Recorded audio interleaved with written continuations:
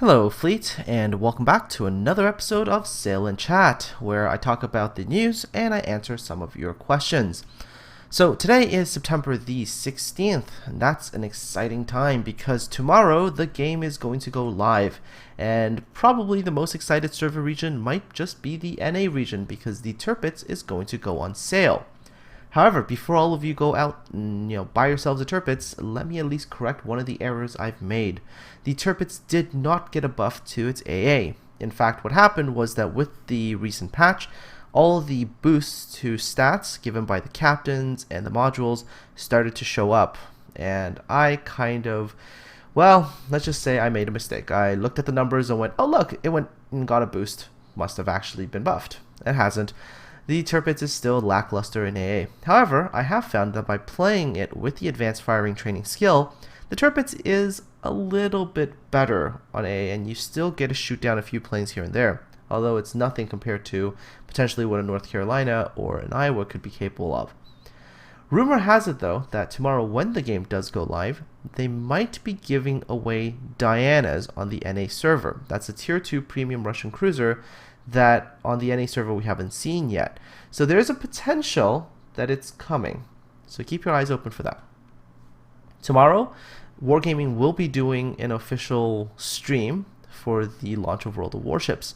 I will be streaming to the Wargaming channel at 5 p.m. Eastern Standard Time, 2 Pacific, and 9 p.m. Greenwich Mean Time for those of you in the European regions. So, if you guys have a chance, please come and drop by tomorrow, and you can watch me play some warships.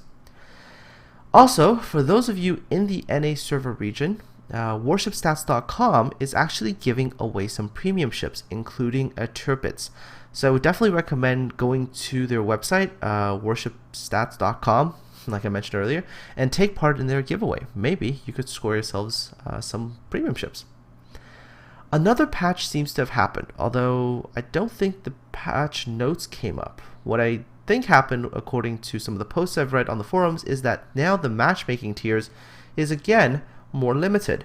So the old +3, -3 matchmaking tiers, that's gone now.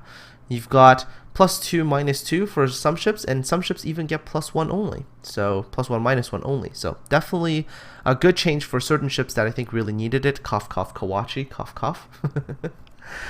Alright, so for those of you who remember me talking about this a while ago, I had a plan or a design for a t-shirt. Well, the first Warships t-shirt has launched for me, and this is what the Warships t-shirt image looks like. Now if you want to grab one, check the video description below. There's a link to the Teespring website for this particular shirt. If you actually decide to buy one, I just want to tell you that I really appreciate the support, and thank you so very much for supporting me and my channel. Okay, some people have actually been wondering how I'm going to TwitchCon, because they probably looked at the Warships website and said, hold on a second, the Sail to TwitchCon page contest thing doesn't have your name on it. And that's because I actually didn't win the contest. I was in fact invited by Wargaming to go to TwitchCon pretty much at the very start of the contest. I just wasn't allowed to talk about it back then. To the best of my knowledge, I'll be spending actually some time at TwitchCon with the producers of World of Warships, and I will be able to sit down and give them some feedback. So of course, that means you guys have a chance to, well, maybe have me forward on some of your comments and concerns. So if you have any of those questions, comments, concerns, whatnot, please leave them in the comment section below, and I will read through them before I go and pass along your questions and concerns and stuff. Okay, so that's pretty much all there is to do really news-wise. So let's move on to questions, because there's quite a few and some of them are quite long. So let's take a look, and hopefully I can provide you guys with some answers. First up is a comment from Barton7, who says his son is actually thinking about trying the game with him, and he's actually recommended his son to watch my Captain's Academy series to get started. And of course he wants to tell me to keep up the good work. So Barton, of course, it's why I make these videos. I want to get people into the game, and I also want to get them ready to play the game so they don't feel overwhelmed. So thank you so much for the comment. Really appreciate these kinds of messages. So yeah, hopefully your son is able to play with you and you guys have some wonderful games together. Sai2087 sent me a rather interesting question, and that's because Sai is worried about the scope of the game. Sai says that there's 2, maybe soon to be 3 modes of battle, and they all take place in these sort of smallish kind of maps where it kind of feels more like a battle arena. And of course, Sai is wondering, is there a chance that we might see more expanded type of battles where you have either different nationalities sort of grouped together, or you have an actual objective like shelling an island and things like that? Sai, there's 2 ways to really answer this particular question. I do like the idea of having more complex battle modes, but it also brings up a question. If you look at the current arena-like battles are already raging full duration of the time, and it's like 20 or so minutes, and then there's a lot of draws happening still. If we extend it by providing objectives to shell, objectives to attack with aircraft or things like that, I feel like the battles might last way too long, and that maybe there's even greater amounts of passiveness when it comes to battles, and that the draw rates might be extremely high, and the win rates are not very high. I think there's a lot of potential issues that might come up by implementing those things.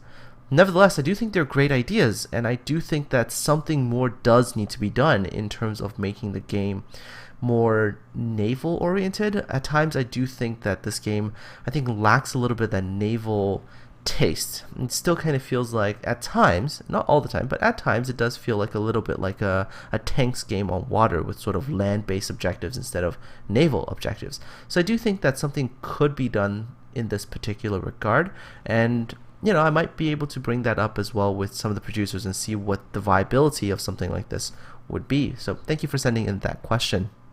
Fraser Hook asks, what do I think about the economy? Because Fraser's finding that even after unlocking a ship and everything, doesn't have enough credits to actually buy the ship and the modules associated with it. Now, Fraser's only at tier 5 and 6, and, what do I think, right? Well, Fraser, I do understand where you're coming from. I do find that at times credit gain seems to be a bit lackluster in World of Warships. When I remember playing World of Tanks back in the day, even with the with a premium account, you've always found that okay, you made credits reasonably quickly. And in World of Warships, even with premium, and heck, even playing a premium warship at times, the credit gain feels a tad bit slow for the cost of some of the items. So I do think that this is something that needs a minor revision. Now, I'm not saying that there needs to be a massive boost, but I do think a slight boost to the credit gain will make things a little bit easier, especially for the people who are struggling to purchase their ships after researching them. So definitely something I think that Wargaming can hopefully think about, and definitely you're not the only one who has complained about this particular issue. Our next question comes from James Hill, who wonders, what do I think about the fairly weak attempt to deal with people that are border scrubbing or using the wall and sliding around? Well, James, got to tell you that I think that the measure that is currently being used is totally insufficient. They really need to implement a system that penalizes people more harshly for using that border. So the current system is just not good enough, and I'm hoping that in future patches it definitely gets fixed and more harsh measures gets put into place, or they just simply program the border to act like any island. Once you hit it, you just stop. I think that's actually one of the better options, to be honest.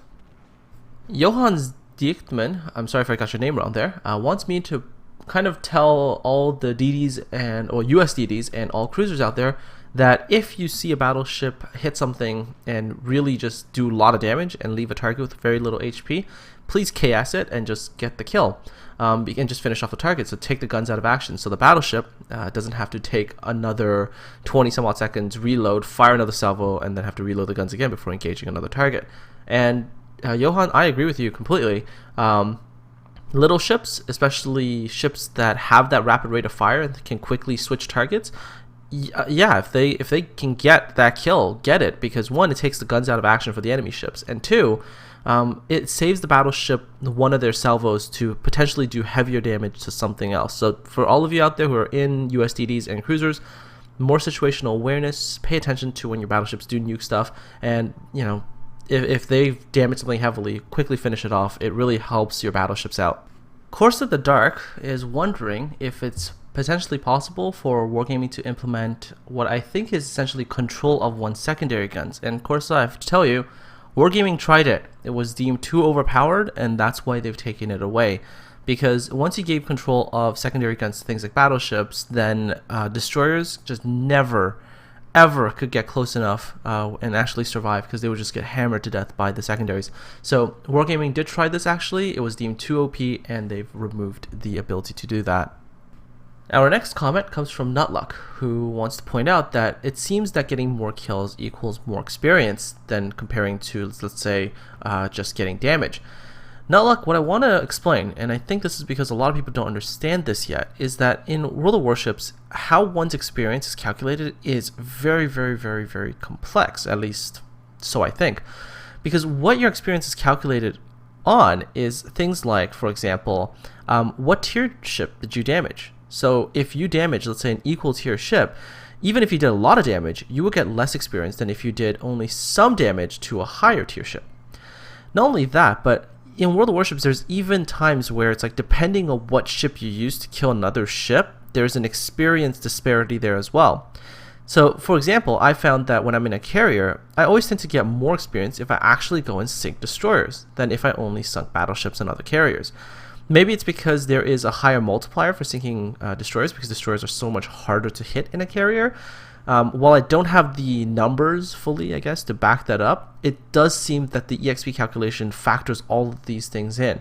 So it's a lot more complex than just simply who does damage and who gets kills. There's all these other factors. So I hope this sheds a little bit more light into how the EXP system kind of works, and maybe that can explain some of the results that you're seeing when you're playing World of Warships. Orange Phoenix wants me to know, do I think there should be some sort of a spotting system reward for players that spot enemy ships and then allies doing damage, kind of like how light tanks works in, I guess, World of Tanks? And Orange, I think the answer to that particular question is no, I don't think so. They need to fix the EXP system a little bit, but I don't think a spotting system reward thing is the way to go, because carriers.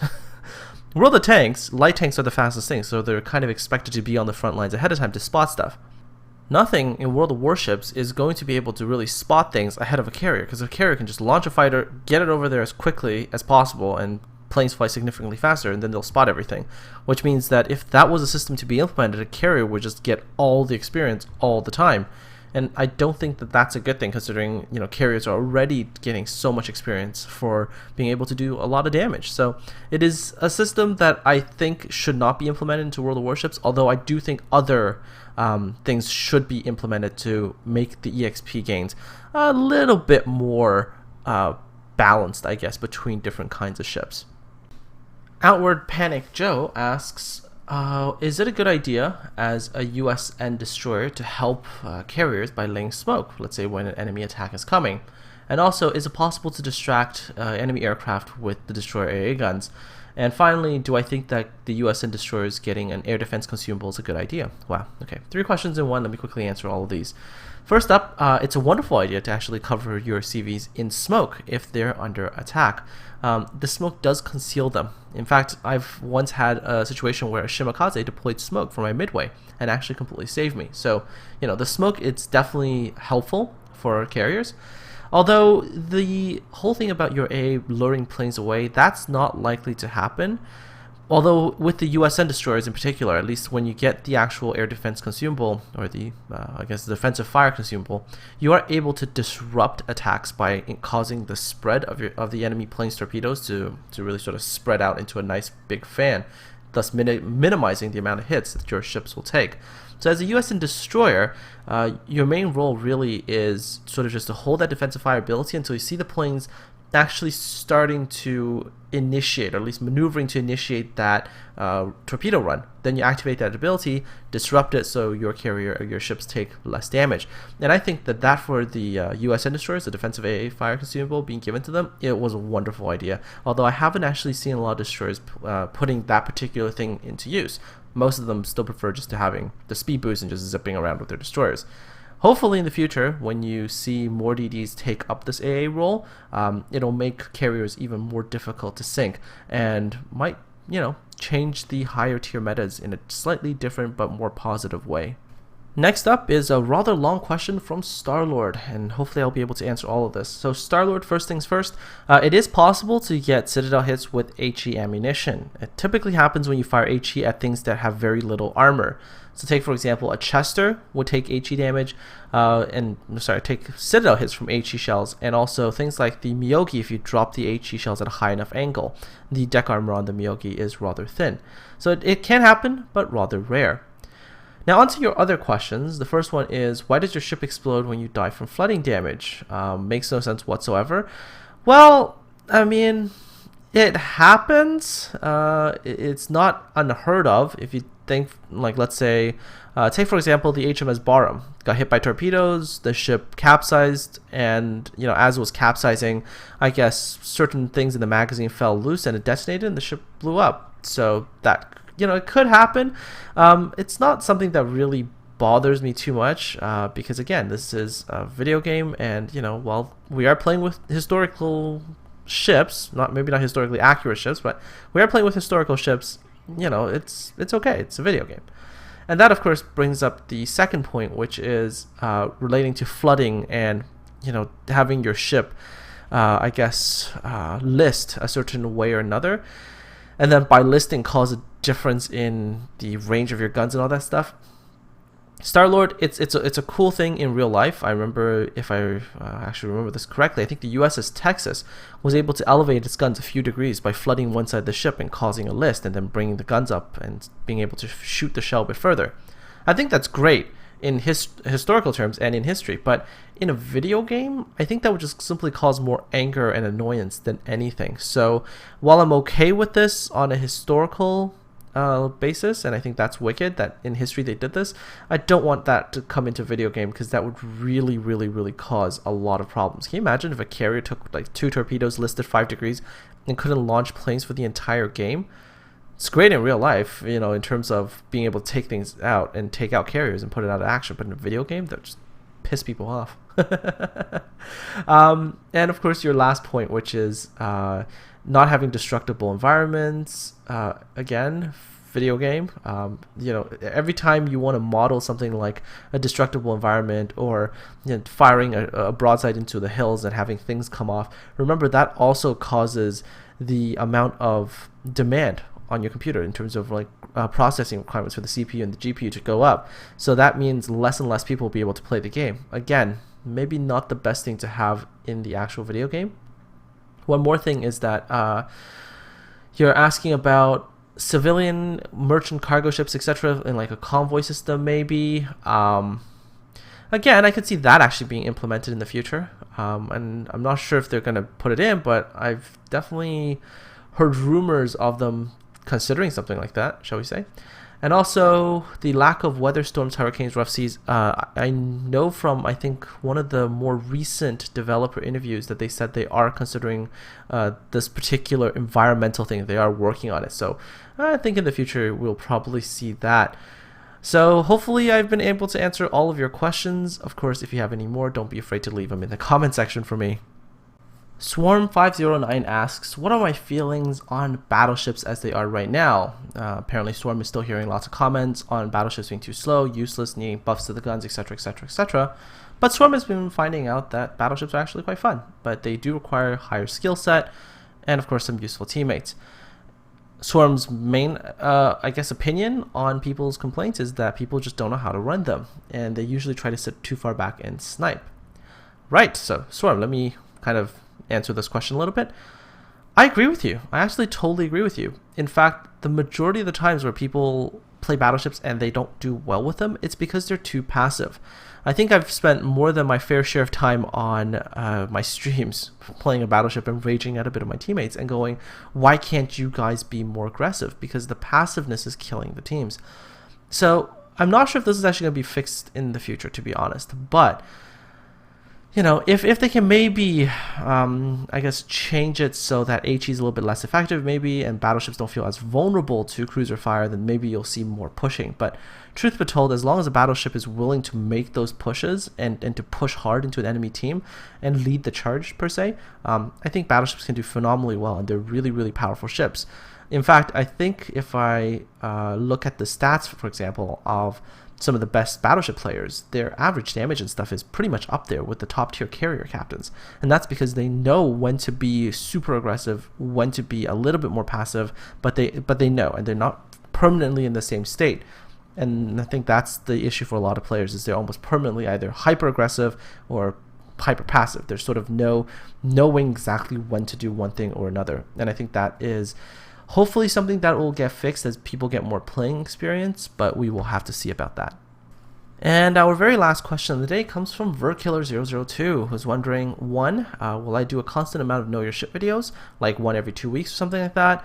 Second, do I think the Kriegsmarine or the Royal Navy will be added when the game goes live? And finally, is there a chance of getting some kind of open beta ship that, kind of like the Arkansas beta or the Iwaki Alpha was for the closed beta and the alpha test?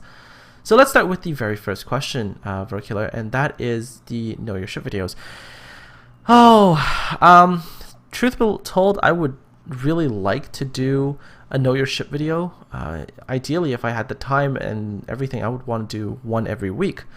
But the problem for me right now is kind of twofold. One, the Know Your Ship videos tend to take an extreme amount of time to do. I mean, it's like doing research, looking up things, consulting books and manuals and all those things.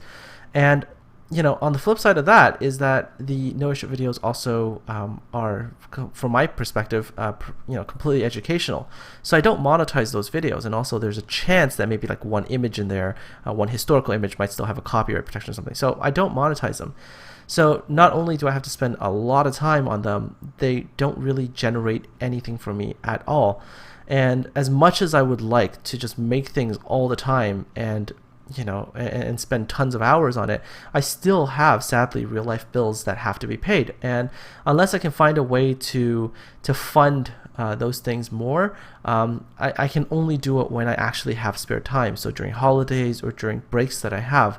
So they're not going to be constant so much, but I will do my best. That's all I can say. I'll do my absolute best to try to get one out at least every once in a while, so that there is still that content, because I do love doing them. That they are things that I enjoy doing, and But hey, bills have to be paid. I've still got a tutor because nothing that I do on YouTube is enough to currently pay for my bills. So there's all the other work in life to do, as well as actual Warships content that is in demand. So I'll do what I can, Verkiller. I'll do what I can.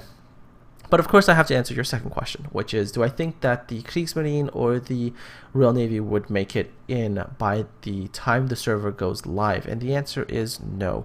I don't think any full lines for those nations are going to be released at the live date, which is actually tomorrow. It'll probably come a few months down the line with like a formal kind of release event and everything. So for now, we're stuck with the premiums that we have. We do get our first German ship, which is nice. I mean, it also gives us a chance to really level up a German captain and have it ready when the German ships arrive at last. Finally, is there going to be an open beta present? I'm not sure. Like I said earlier at the beginning of this video, there is a chance that they might be giving away a Diana, but that rumor I've only heard for the NA server, so I'm not sure for the EU server or anything else. So hopefully that has answered your questions for you. And because Verkiller kind of brought this up, I do have one somewhat serious question to ask all of you. Do you think I should set up a Patreon account to, I guess, fund some of the videos that I really want to make but don't often have time or resources to make?